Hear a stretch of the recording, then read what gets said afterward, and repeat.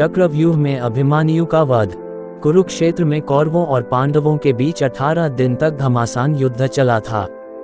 एक ओर धर्म के लिए लड़ने वाले पांडव थे, तो दूसरी ओर छल कपट और धोखा देने में माहिर कौरव। उन्होंने छल से युद्ध जीतने के लिए एक रणनीति बनाई। उनकी योजना थी कि वो अर्जुन को युद्ध में उलझाकर चारों भाइयों से दूर ले जाएंगे और फिर युधिष्ठिर को बंदी बनाकर युद्ध जीत लेंगे। अब युद्ध वाले दिन कौरव सेना की एक टुकड़ी अर्जुन से युद्ध करते हुए उन्हें रणभूमि से दूर ले गई। वहीं गुरु द्रोणाचार्य ने युधिष्ठिर को बंदी बनाने के लिए चक्रव्यूह की रचना की, जबकि पांडवों में सिर्फ अर्जुन को पता था कि चक्रव्यूह को कैसे तोड़ना है। अर्जुन के दूर जाते ही गुरु द्रोणाचार्य ने पांडवों को ललकारते हुए कहा कि या तो युद्ध लड़ो या फिर हार मान लो। युद्ध के नियम के अनुसार युद्ध लड़ना जरूरी था। यदि युद्ध न करते तो भी हार जाते और युद्ध करते तो भी हार निश्चित थी। अब धर्मराज युधिष्ठिर को कुछ सूझ नहीं रहा था कि क्या करें और क्या न करें। उसी समय धर्मराज युधिष्ठिर के सामने एक युवक खड़ा हुआ और कहा, काका श्री, मुझे चक्रव्यूह को तोड़ने और युद्ध करने का आशीर्वाद दीजिए।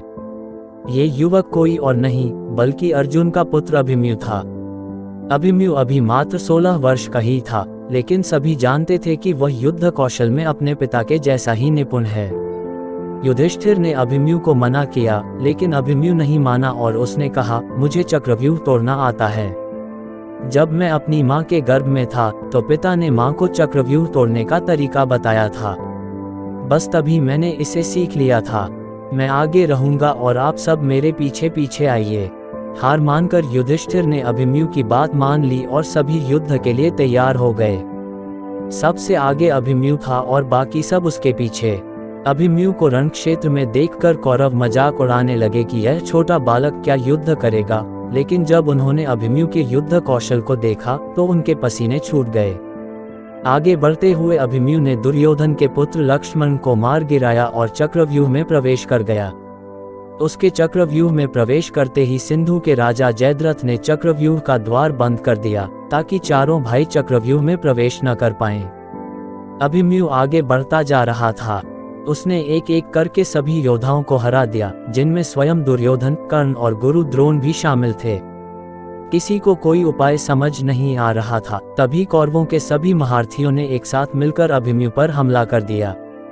किसी ने उसका धनुष तोड़ दिया तो किसी ने रथ। इसके बावजूद अभिमन्यु नहीं रुका। उसने रथ का पहिया उठाकर युद्ध करना शुरू कर दिया। बड़े बड़े महारथियों के साथ वीर अभिमन्यु अकेला लड़ता रहा, लेकिन वह अकेला कब तक लड़ता। अंत में सभी ने मिलकर उसकी हत्या कर दी और अभिमन्यु वीर गति को प्राप्त हुआ। अभिमन्यु की मृत्यु के बाद अर्जुन ने प्रतिज्ञा ली कि वह अगले दिन युद्ध में जयद्रथ का वध कर देगा। आज शूरवीर अभिमन्यु का नाम कर्ण और अर्जुन से भी पहले सम्मान के साथ लिया जाता है।